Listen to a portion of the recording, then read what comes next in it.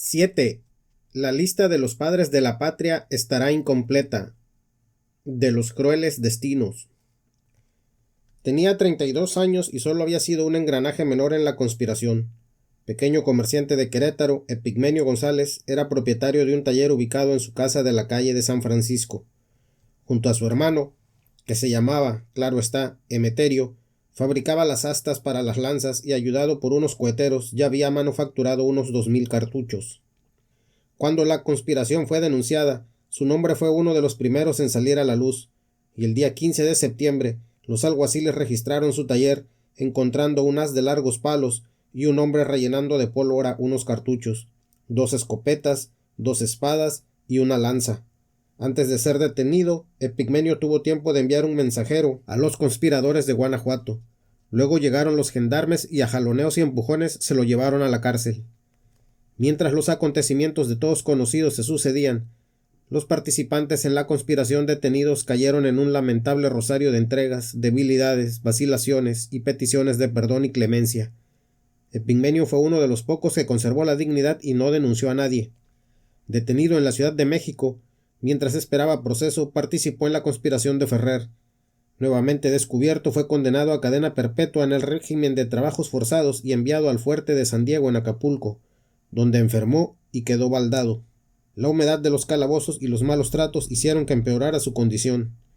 Más tarde fue deportado a Manila, donde siguió en régimen carcelario con una condena de por vida. Desde lejos, siempre desde lejos, asistió como espectador impotente a los alzamientos y los fracasos del largo rosario de combates de la Guerra Civil. Cuando en 1821 la defección de Iturbide y su alianza con Guerrero consumaron militarmente la independencia, Epigmenio seguía en prisión.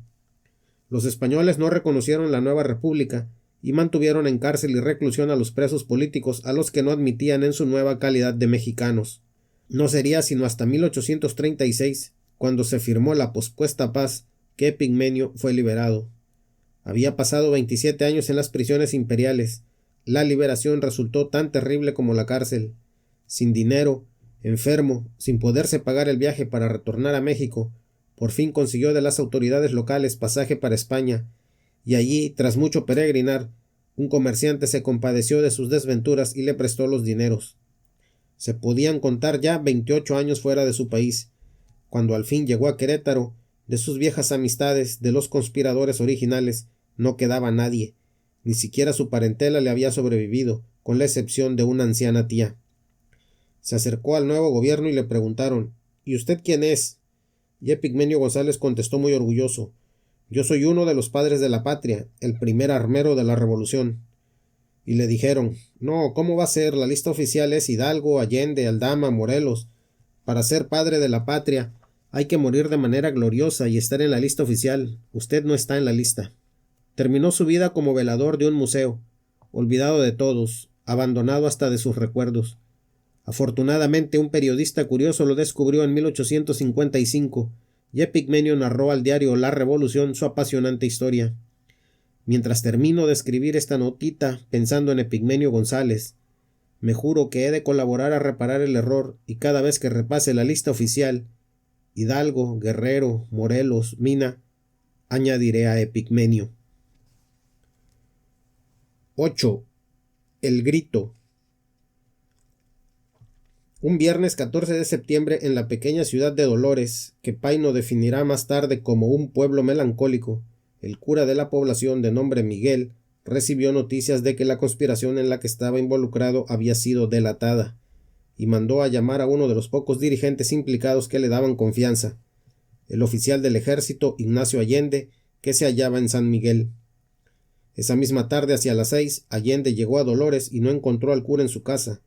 Lo buscó por la población y lo halló en la casa del gachupín Larrinúa, enemigo de la causa. Pareciera que Hidalgo lo había elegido para despistar. ¿A quién? ¿A quiénes? Nada está claro en esta historia. ¿Qué esperan? ¿Por qué no se movilizan? ¿Quién sabe qué está pasando en Querétaro? Esa noche ambos dormirán en la casa de Hidalgo. Sábado 15 de septiembre. Continúan llegando rumores, vagas noticias de que la conspiración ha sido descubierta. Los dos personajes se mantienen en la indecisión. Pancho Ravelo, administrador de correos, recibe unas órdenes de captura contra Hidalgo y Allende que oculta a las autoridades. El viejo cura simula la normalidad. En la noche se va a una fiesta a la casa de Nicolás Fernández, donde juega las cartas y aprovecha para pedir prestados 200 pesos. De regreso a su casa, él y Allende se preparan para pasar una noche de inquietud. ¿De qué hablan? ¿Son conscientes de que les va la vida en el asunto? Por la noche, el enviado de Josefa Ortiz de Domínguez, el famosísimo Pérez, llegará a San Miguel con la nueva de que la conspiración se ha hundido, que los complotados están detenidos o se han dado a la fuga. No encuentra a Allende, pero se entrevista con Juan Aldama. Ambos salen para Dolores, llegarán entre las 12 y las 2 de la mañana. Por esas horas también llegará un mozo enviado por Epigmenio González. Levantados de su sueño o de la vela en la que se encontraban, los conspiradores en casa de Hidalgo, con un chocolate de por medio, conferencian. Aldama y Pérez son partidarios de huir, de ocultarse. Y es entonces de quien menos espera que surgiera la frase que hará historia. Hidalgo les dice: «Caballeros, somos perdidos. Aquí no hay más remedio que ir a coger gachupines». Allende, una enorme patilla que enmarcaba una cara triste de ojos grandes, asiente. Aldama, que es un pusilánime, se asusta. «Por el amor de Dios, vea vuestra merced lo que va a hacer», dirá un par de veces. Hidalgo convoca a unas 30 personas. Son las que ha apalabrado en Dolores. Unos dirán que entre ellos había 2 serenos, aunque otros aclaran que no existían serenos en el pueblo. Cuentan con un arsenal de una docena de lanzas, más lo que cada cual aporte. Desde el balcón de su casa los arenga. No hay registro de lo que desde allí dijo. Al paso de los años eso será el símbolo central de la guerra de independencia.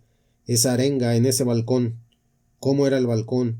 ¿Qué contestaron los presentes al discurso del cura? Los amotinados se dirigen a la cárcel e Hidalgo, armado de pistola, abre las puertas. Luego avanzan hacia el cuartel, donde el sargento Martínez, que estaba en el ajo, suma soldados y les abre la puerta. Luego se dedican a la aprehensión de los españoles. El padre Valleza detiene personalmente en su casa al cura Bustamante, espía de la Inquisición, y le suelta unos cuantos pescozones. La primera sangre en correr es la de José Antonio Larrinúa, que recibe una pequeña herida de su aprensor, un hombre que le tenía odios porque había estado preso por acusación suya. Le darán cintarazos porque iba huyendo, contará más tarde Hidalgo. Domingo 16 de septiembre, 5 de la madrugada. Un nuevo personaje entra en escena. El cojo Galván, llamado por otros el zurdo Galván, quizá porque fuera las dos cosas.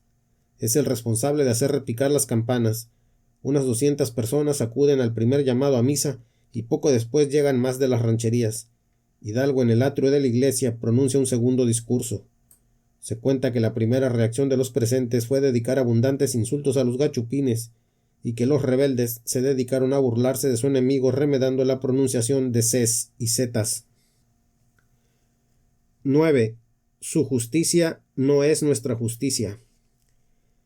Hidalgo vaciaba las cárceles a su paso, ordenaba que se abrieran las puertas y decía cosas como «Hijos míos, estáis libres», o no decía nada y simplemente le ordenaba a sus fuerzas que consiguieran las llaves o tumbaran el portón, lo cual fue muy mal visto por los historiadores conservadores de entonces y de ahora, muy preocupados sin duda por la ley y el orden, colonial o el que sea, tanto da el caso, y la preservación de las instituciones. No se trataba de engrosar al ejército, ya grueso de por sí, sino de un acto de sentido común, una nueva identidad, un mensaje. Su justicia no es nuestra justicia. Las leyes que los habían metido presos eran leyes del enemigo, que castigaban al pobre.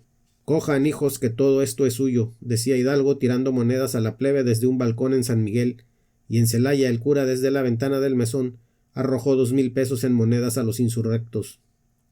Bulnes diría que Hidalgo eligió la guerra del pueblo porque la falta de armas lo obligaba a movilizar a los pobres desarmados ante el ejército colonial. Pero no hay tal. En el cura hay una voluntad de insurrección desde abajo, de conmoción desde las raíces de su sociedad, que se expresa en el ejército que está creando. Mientras tanto, los indios al pasar por los ríos llenaban con piedras sus morrales. La piedra de canto redondo vuela mejor, llega más lejos. 10. Las picardías. Mientras la plebe iba entrando en San Miguel gritando «mueras a los europeos», el cura Valleza, que había aparecido a mitad de la calle con 200 hombres, se identificó como insurgente y sacerdote. Un oficial español lo interpeló diciéndole «¿Qué padre ni qué mierda? Si usted fuera padre no anduviera en estas picardías. Vuélvase o le vuelo la tapa de los sesos. Pero no duró mucho la resistencia de los gachupines. Por cierto que de 50 curas que había en San Miguel, 40 apoyaron la insurrección y varios se sumaron al nuevo ejército. Al amanecer el 19 de septiembre salen de San Miguel los 6,000 insurgentes hacia Chamacuero, luego San Juan de la Vega. Hacia la noche llegan a las afueras de Celaya. Curas imperialistas habían recorrido la ciudad con sable y pistolón llamando al pueblo a armarse sin que la plebe les hiciera el menor caso. Los gachupines de la ciudad y las cercanías que se habían concentrado allí repartieron armas a los dependientes de comercio. De poco les valió. Los autores de las picardías los barrieron. 11. Virgen contra virgen. El cura, con todo y la bola que había alzado en Dolores, en las rancherías y en San Miguel, llegó a Totonilco y entró a paso certero sabiendo lo que estaba buscando en la sacristía.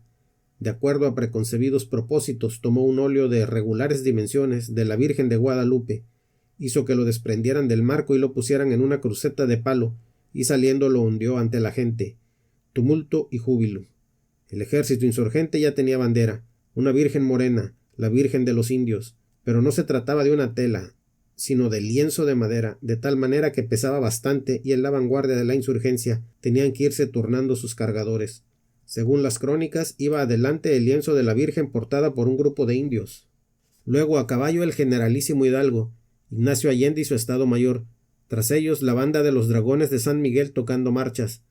Luego en un apretado caos los soldados que habían desertado para sumarse a la insurrección en Guanajuato, Celaya y San Miguel, mezclados con grupos de rancheros a caballo, y luego la plebe, indígenas con taparrabos o con tilma con palos, piedras, hondas y muy pocas lanzas, algunos tambores que no paraban de resonar, y mujeres y niños que se habían sumado.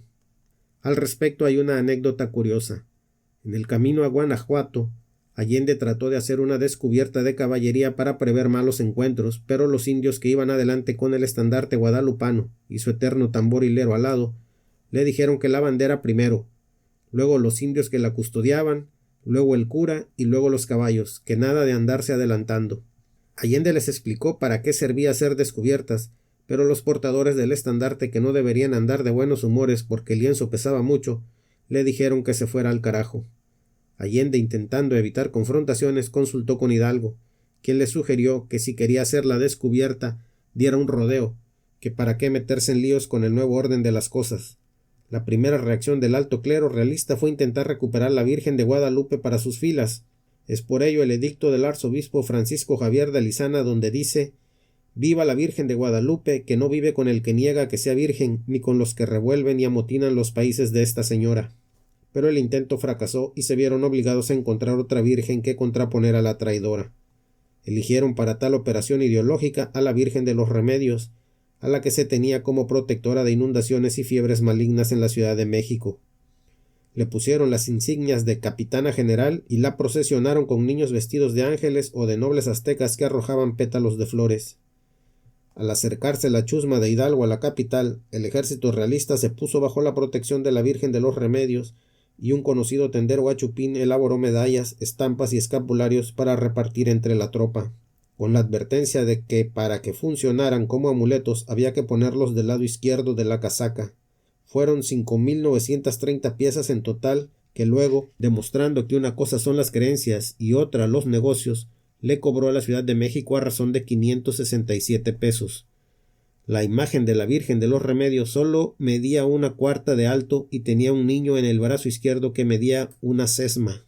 Considerando el tamaño del lienzo guadalupano y la diminuta imagen de la Virgen de los Remedios, los insurgentes decían que los realistas tenían poca virgen para protegerse. 12. Las 4 muertes del Pípila.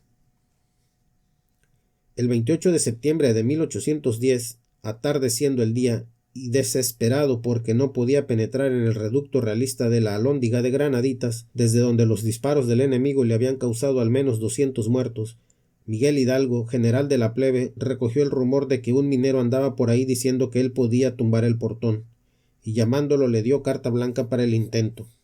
Una losa de cantera atada a la espalda, ocote y brea en las manos, y ahí fue el Pípila gateando hacia la puerta. Parece ser que otros lo imitaron. La puerta comenzó a arder. Al derrumbarse, los sitiadores cargaron. Así entró el Pípila a la historia de México, habiendo de abandonarla unas pocas horas después para volver al anonimato del que había salido mientras la plebe justiciera entraba a saco en la Alhóndiga. Al paso de los años, los historiadores conservadores, encabezados por Lucas Alamán, se vengaron de la afrenta de la toma de Guanajuato borrando al Pípila de la historia, al reseñar que en el momento del ataque a la Alhóndiga, Hidalgo no pudo haberle pedido a nadie que incendiara la puerta porque se encontraba lejos de la zona de combates, y que el nombre del Pípila es enteramente desconocido en Guanajuato, de lo que concluían que la versión divulgada era falsa. Total que el Pípila quedó en duda. Un siglo más tarde, un ingrato libro de texto gratuito promovido por Salinas, que tenía la triste intención de congraciarnos con el Vaticano, los Estados Unidos y los restos del porfirismo, volvió a liquidar al Pípila. Cuando me quejé públicamente de tal asesinato ideológico, salió a terciar en el debate Enrique Krause, apoyando la versión de Alamán y diciendo que el Pípila era una figuración. La cosa comenzó a apasionarme. ¿Por qué tan encendidos fervores históricos para liquidar al minero insurgente?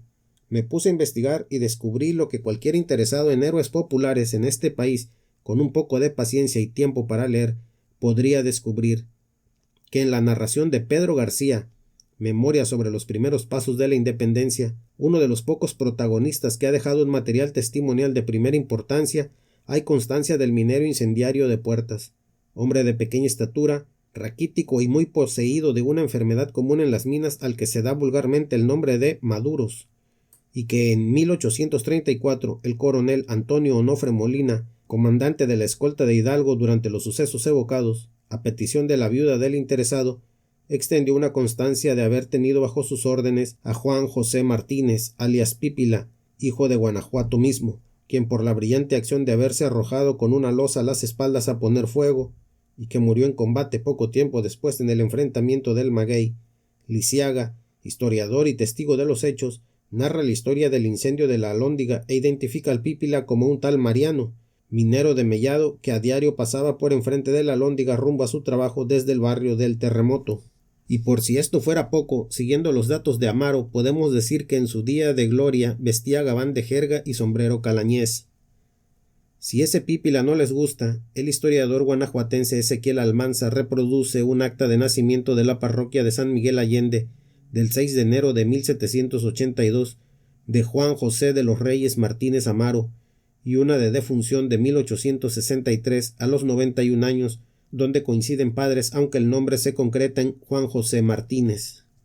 Un segundo Pípila apareció al inicio del siglo XX, cuando el erudito local Francisco de Paula Stephenson localizó en Guanajuato a las hijas de José María Barajas, que el imperio de Maximiliano y más tarde Juárez habían reconocido como herederas del Pípila. El asunto generó polémica abundante y aparecieron los testimonios de la viuda de Martínez, María Bretadillo, cuando hizo gestiones para obtener una pensión en 1834, y los de su nieta Francisca Martínez en 1882, pidiendo apoyo económico a la Cámara de Diputados. En fin, parece muy claro que el inexistente Pípila existió, aunque nunca han de quedar claras las palabras que intercambió con Hidalgo, si traía un bote de pólvora en la mano o no, si untó la puerta con aceite o con brea, con qué se ató la losa a la espalda. Que luego unos lo hayan llamado Mariano, otros le hayan añadido el apellido Reyes, otros le hayan floreado los parlamentos con el padre de la patria, otros le hayan dado pensión a su viuda con él vivito y coleando, que lo hayan hecho morir en el maguey, o sugieran que sobrevivió varios años, no altera el hecho, y más bien forma parte del folclor con que ha estado rodeada la manufactura de nuestra historia. Juan José Martínez, a pesar de haber sido asesinado por los realistas, en una versión, muerto de nuevo por los historiadores conservadores del 19, eliminado por los autores del libro de texto y rematado por Enrique Krause, posmoderno historiador, sigue por ahí buscando alhóndigas para quemar. 13. Buscándole el rabo al demonio. Reseña Luis Villoro en un memorable ensayo que después de la toma de Guanajuato por los insurgentes andaban por las calles algunos indios de las huestes de Hidalgo bajándole los pantalones a los realistas muertos. El sentido de tal investigación no era robar a los gachupines difuntos, sino averiguar si era cierto lo que se decía, que los defensores de Guanajuato eran demonios, porque sólo los diablos podían querer defender tanto abuso e injusticia y maldad pura, y la cosa era comprobable porque deberían tener rabo.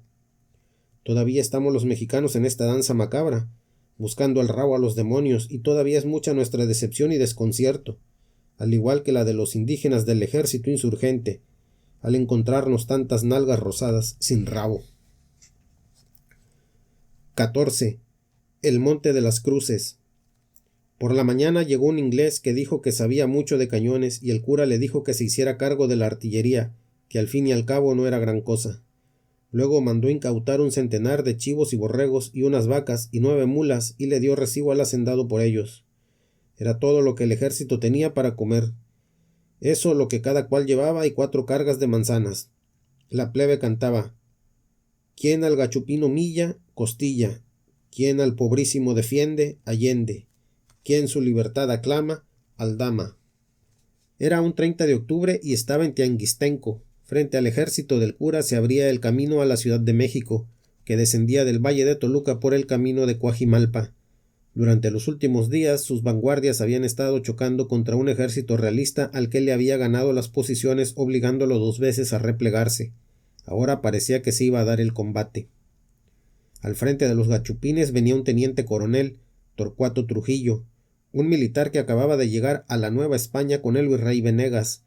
Convencido de que enfrentaba a una horda mal armada y confiado en la disciplina y el poder de fuego de sus tropas, había cerrado el camino con un pequeño ejército de unos 2000 hombres, con algunos cañones y 400 dragones de caballería, soldados profesionales españoles, entre los que estaba un capitán que sería famoso en los próximos años, Agustín de Iturbide.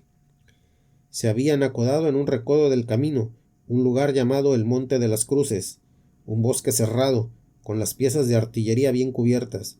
Recibieron en la mañana un pequeño refuerzo de 300 criados de las haciendas de Gabriel del Yermo.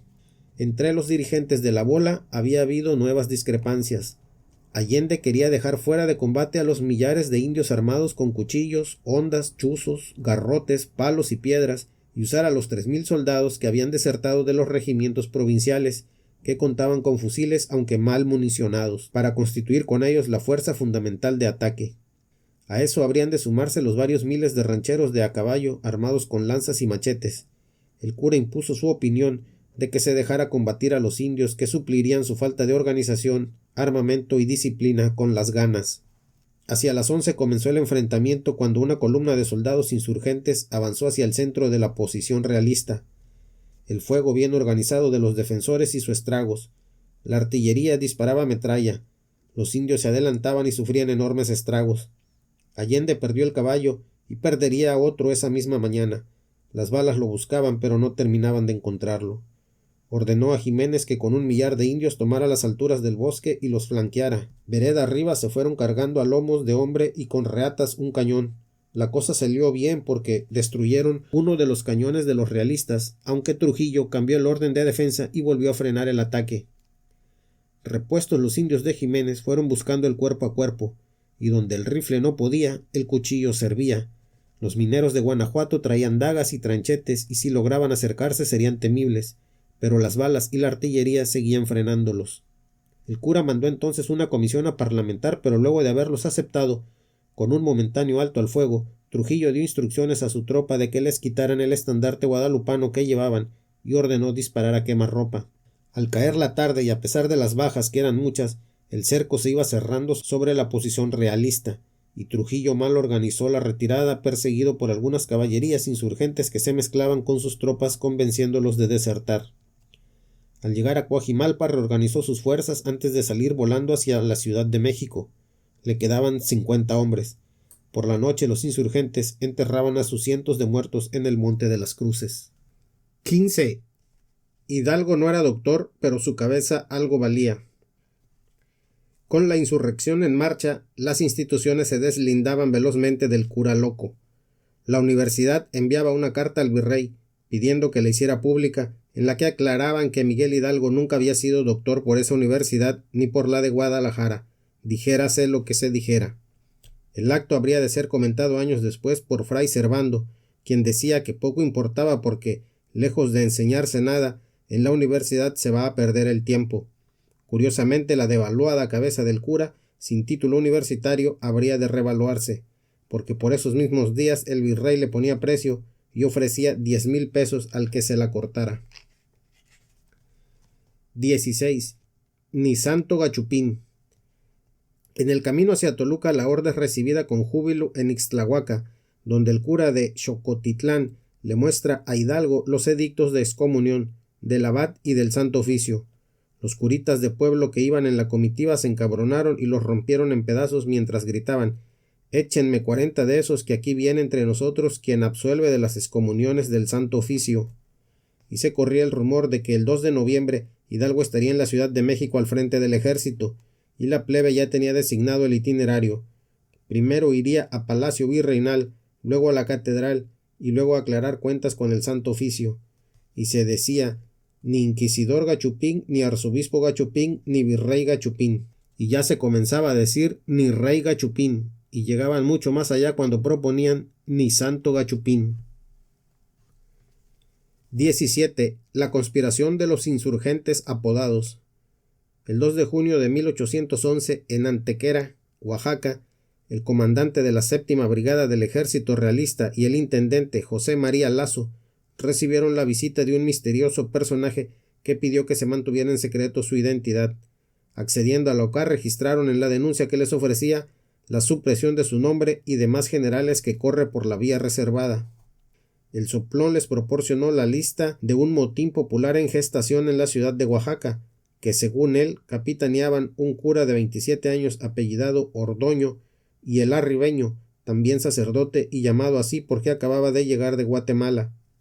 Participaban de manera destacada la gente de los barrios y el mercado, encabezada por Gil Saucedo, alias El Cabezón, del barrio de Los Alzados, dueño de una pulquería; Pablo Ramírez El Chilaques, barbero de 18 años del barrio del Peñasco, no confundir con el también conspirador José Vicente Ramírez, sastre, alias El Pelón Chilaques; el Perro Carmona, curtidor; Hilario González, alias Chayo, que levantaría el barrio del Carmen; y Rito Pensamiento, borreguero del barrio de Coyula.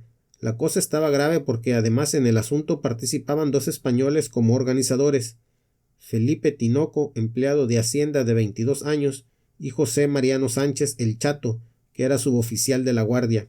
El plan consistía en alzar los barrios el día 8, asaltar el cuartel e ir hacia la cárcel y liberar a los presos.